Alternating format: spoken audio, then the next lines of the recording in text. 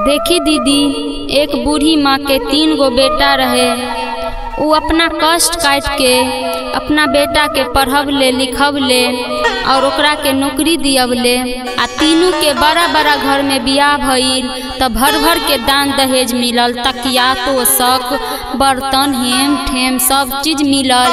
तब पतोहिया के देखा तारे कि तकिया तोशक पर सुतल बिया। तो कोनो बुढ़िया जब बूढ़ शरीर हो जाला तब बच्चा जैसन मन करेला, तहिना बूढ़ी के तकिया तोशक पर सूते के बहुत मन करेला। सब दिन तो उ बूढ़ी चटाइए पर सुतल आ पतोह के देखा तारी तो ओकरो मन बहुत करेला कि हमहू सुतती। तो बड़का बेटा के कहेला उ बूढ़ी, ए बेटा तकिया तोशक पर सूते के बड़ा मन करेला, हमरो तकिया तोशक सिलवा द। तो कहेला ओकर बेटा, ए माई पहले पुतोहिया से तब पूछे दे। तब पुतोहिया कहतिया, ए जी जवानी में तो तोशक तकिया पर सुतबे न कइल आ बुढ़ारी में मन करेला आ गंदा क दी तब ना ओकरा के तोशक तकिया न सिलाई, ओकरा बोला चटाइए पर सुत। एक जगह चर्चा होत रहे तो उ बूढ़ी हमरा से मिलल आ कहतिया, ए बहिन हमरा तोशक तकिया पर सूते के बड़ा मन करेला, हमर बेटा पुतो तोशक तकिया न कीन देला आ न अपना पर सूते देला। तो हम कहनी, ए गुरु बहिन शिव गुरु के चर्चा में लाग जा, दाया मांगा उहे तोरा सब कुछ पूरा करिहे। तो गुरु के ज्ञान प्राप्त भइल। सब दिन तो बुढ़िया सवेरे सवेरे उठ जाला। तो एक दिन उ बुढ़िया 10-11 बज गेल और सुतल रह गेल। तो ओकर छोटकी पुतोहिया जात बिया उठावे के लेल, ए माई उठ न, ए सासू माँ उठा न। तो बुढ़िया अपने से सांस सब बंद करके सुतल बिया आ न उठतिया। तो सौंसे गाँव में हल्ला करल बिया कि ये हमर सास न बिया न बा, मर गईल। सब जाला वहाँ पर। तो सब आइल बिया उठावतिया, न उठल बिया। तो सब समाज सब जुटल, सब पंचायत करतिया कि ए तोरा तो नौकरी लागल बा, हाथी लावा घोड़ा लावा बाजा बूजी लावा तब बुढ़िया के ले जाता। ओकर बड़का बेटा के याद आवता, ए मझिला भाई कि माई के तो मन लागल रहे कि तोशक तकिया पर सुतती। तो 5 किलो के तू तोशक 5 किलो के पैसा तू द, 5 किलो के हम देत बानी, 5 किलो के छोटका भाई दे। तो ओकर रजाई बना के तोशक बना के 15 किलो के और चचरी पर देत आ तकर बाद उ लहास के ऊपर दे देलक आ तब जात बिया। तो सब बोलता कि राम राम सत है। तो बुढ़िया कहती है गद्दा बड़ा मस्त है। तो एक बार फिर बोला, ए भाई माता के तो आत्मा बोलतिया कि गद्दा बड़ी मस्त है। तो फिर बोलता हम ना सुनली। फिर एक बार बोलता तो फिर एक बार बोली कि राम राम सत है। तो बुढ़िया बोलतिया गद्दा बड़ी मस्त है। तो ए भाई तू कुछ सुनला? तो बोलता ना हम ना सुनली। तो फिर कहता राम राम सत है। तो बुढ़िया कहती है गद्दा बड़ी मस्त है। तब उतार के देखलक कि ए बेटा तू तो जिद्दा में हमरा तोशक तकिया पर न सूते देल आ मुँहला के बाद तू तोशक तकिया बना देल।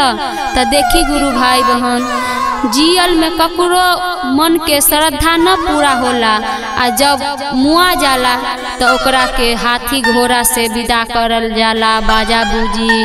आ जब ओकरा के संस्कार होला तो भोज में मिठाई दे ऊ दे सब कुछ देला। आ जब जित्ता रहेला तो नूनो रोटी पर आफत क देला, 1 लोटा पानियों पर आफत क देला। तो ई भजन के माध्यम से एक बार अंत तक आप लोग जरूर सुनी। आ यदि भजन के अच्छा लगे तो लाइक सब्सक्राइब जरूर करी।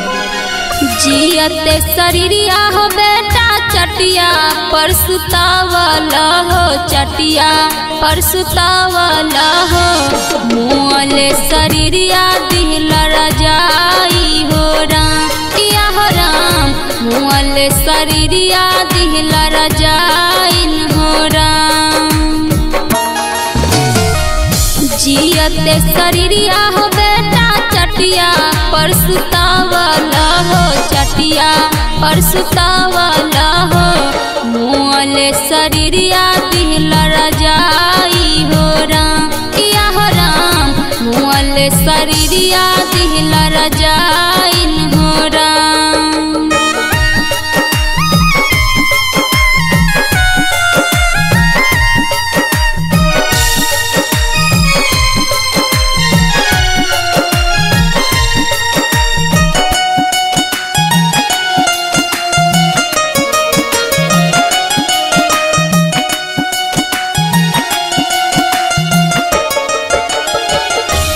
जियते शरीरिया हो बेटा नूना भात खियावला हो, नूना भात खियावला हो।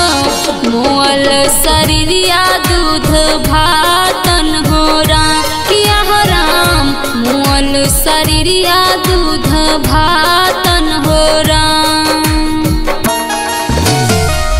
जियते शरीरिया हो बेटा नूना भात खियावला हो, नूना भात खियावला हो।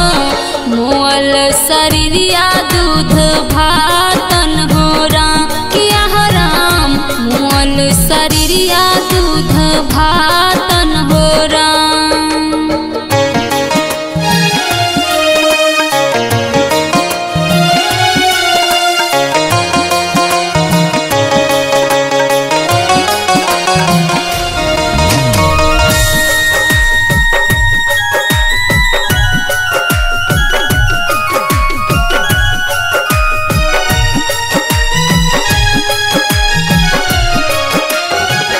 जियते शरीरिया हो बेटा गुदरी पे नहावला हो, गुदरी पे नहावला हो।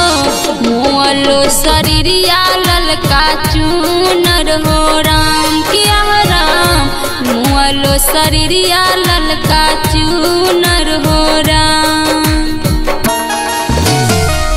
जियते शरीरिया हो बेटा गुदरी पे नहावला हो, गुदरी पे नहावला हो। मोलो शरीरिया ललका चूनर हो राम किया हो राम, मोलो शरीरिया ललका चूनर हो राम।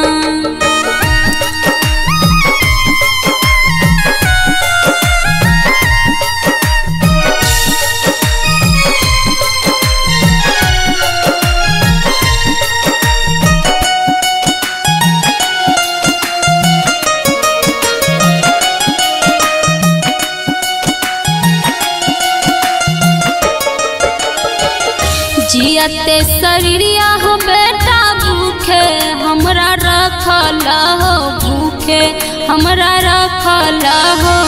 मोल शरीरिया गौआ के भोजन हो राम हो राम, मोल शरीरिया गौआ के भोजन हो राम। जियते शरीरिया हो बेटा भूखे हमरा रखला हो, भूखे हमरा रखला हो। मोल शरीरिया गौआ के भोजन हो राम हो राम, मोल शरीरिया गौआ के भोजन